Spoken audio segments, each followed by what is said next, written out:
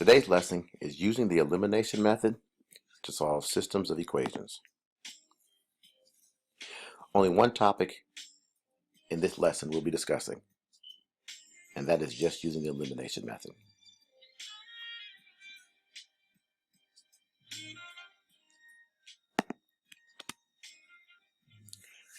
First, let me remind everyone about the addition property of equality. The addition property of equality states that if you have equal things, and if you add these equal things to equal things, your result will be equal things. A good example of this, 3 equals 3, 7 equals 7, so 3 plus 7, 10 equals 3 plus 7, 10. So why is this so important? Well, let's look at an example where we're solving the system of equations by elimination method.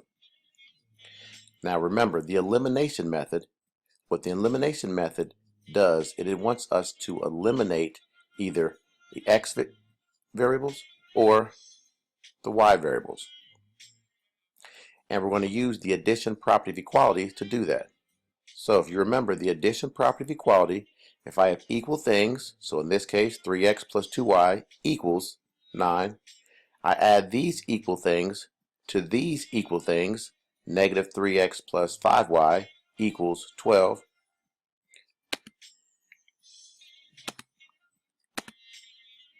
I will then eliminate my x terms. And so y equals 3. Well, we learned the substitution method earlier. So once you do the elimination method and you eliminate one of your variables, you then turn around and substitute the variable that you solved for back into one of the other equations for the variable that you solved for. So I would plug 3 in for either this y or 3 in for this y.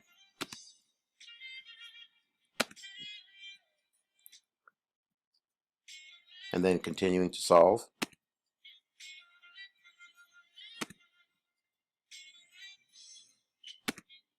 X equals 3. So the solution to the linear system of equation is the point 1, 3.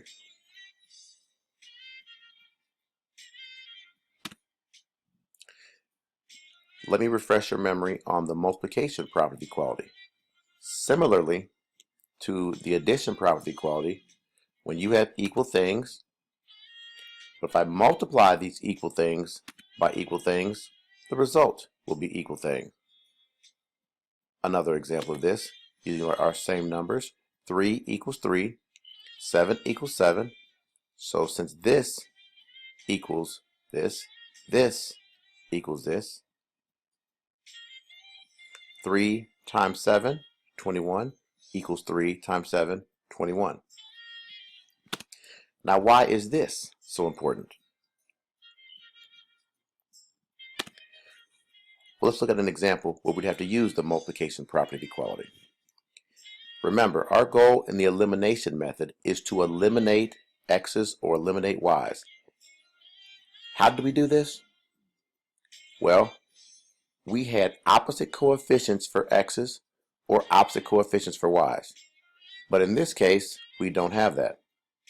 So what we're going to do is we're going to multiply one of these equations, both sides of our equations, by a number that'll give us opposite x's coefficients or opposite y's coefficients.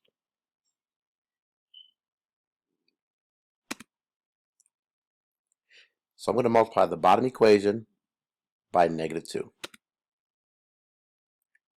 Now when I do that, my new equation becomes 10x minus 6y equals 10, or 10x equals 18, or 10x plus negative 6y equals 18.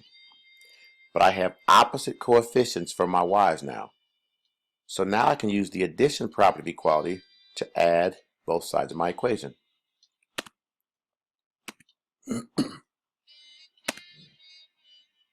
So 13x equals 39. Continuing to solve, x equals 3. But then remember, we have to substitute the value for x back in for x in either one of these equations, either this equation, or you can do the alternate equation. In doing that,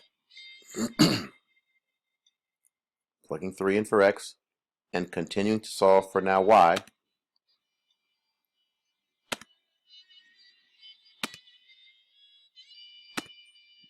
y equals 2.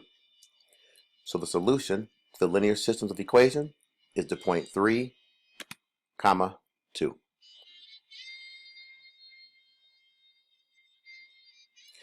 Now, the addition property of equality, multiplication property of equality is not true for just addition and for multiplication. It's any operation. So as long as I add, subtract, multiply, or divide equal things from equal things, my result will be equal things.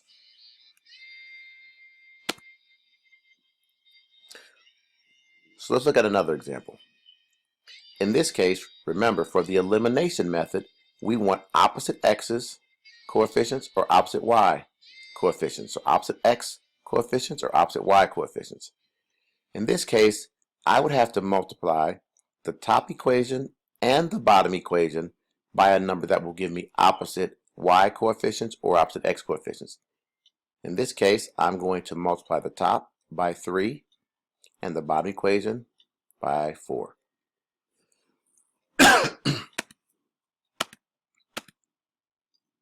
In doing so, my new equations are these. Well, notice, negative 12y, positive 12y. I have opposite coefficients for y. I can now use the addition property of equality to eliminate my y's. X equals 1. Then substitute 1 back in for either this equation for x, this equation for x, or I could either use these equations as well. So I use the second equation here and then continue to solve for my y.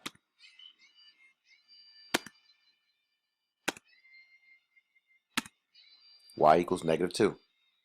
So the solution to the linear system of equation is the point 1, negative 2.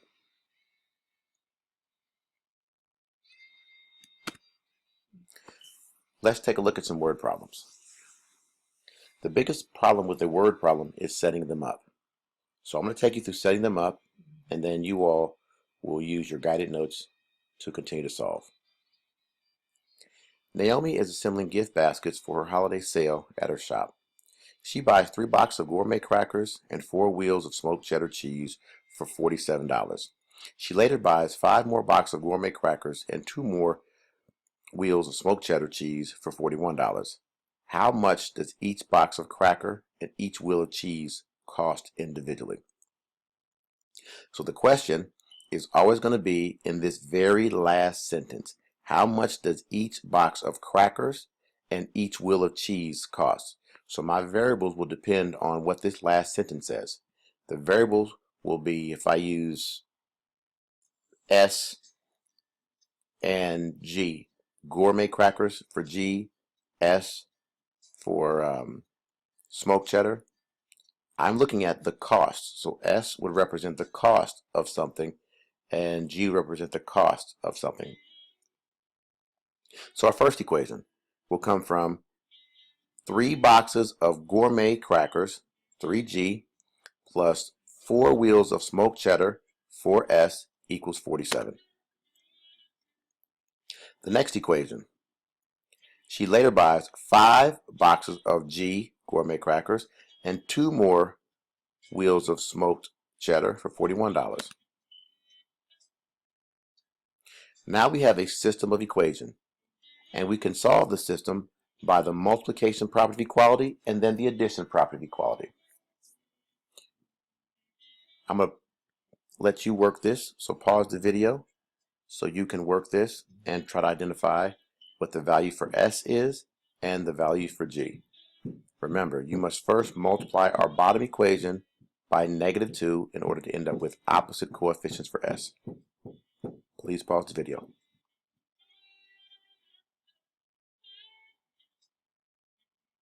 Okay, good.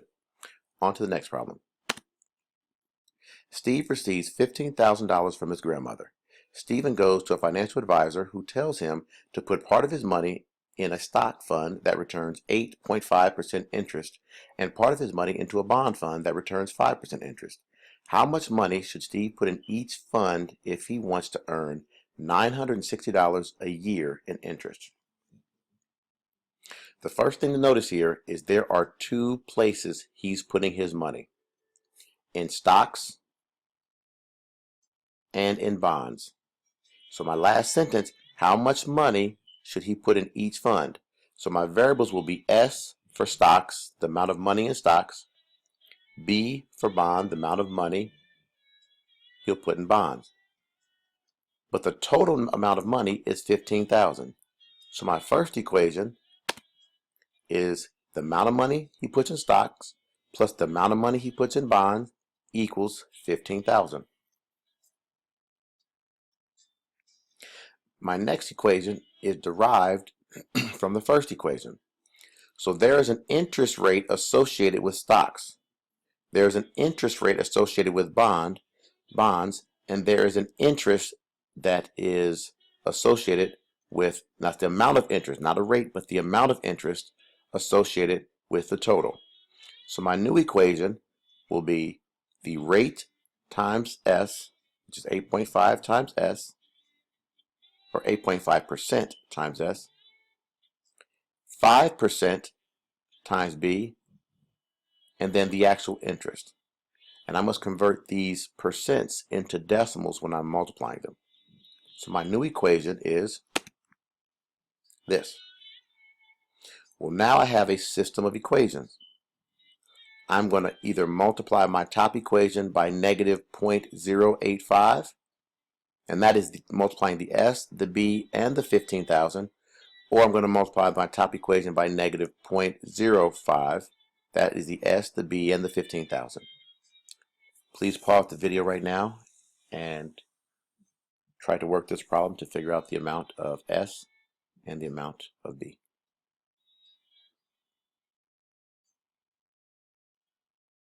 Good. On to the next problem. Simone needs to mix a 20% saline solution with a 12% saline solution to make a 15% saline solution. She wants a total of 16 ounces in the mix. How many ounces of the 20% saline solution and how many ounces of the 12% saline solution should she use? Well, the first thing I notice is that I have a total ounces of 16. Part of the ounces will go for the 20%, and part of that 16 ounces will be 12%. So let's assign our variables. Let's make X be the 20% saline solution, and let's make Y be the amount of ounces for the 12% saline solution. That means when I add X plus Y, I get a total of 16 ounces, which is my first equation. My second equation will be derived from the first equation. So, since X represents 20%, I'll do 20% times X plus 12% times Y, and then the total is 15%. 15% times 16.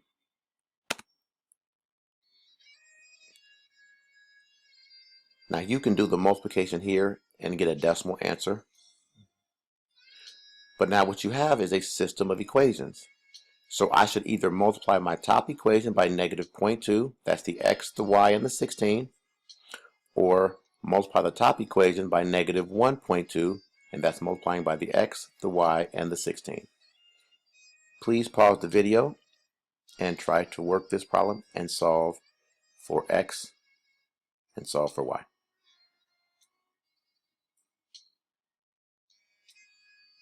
Good. Please do the homework in 4.3, My Math Lab, and read over the workbook slides from lesson 4.4. Thank you.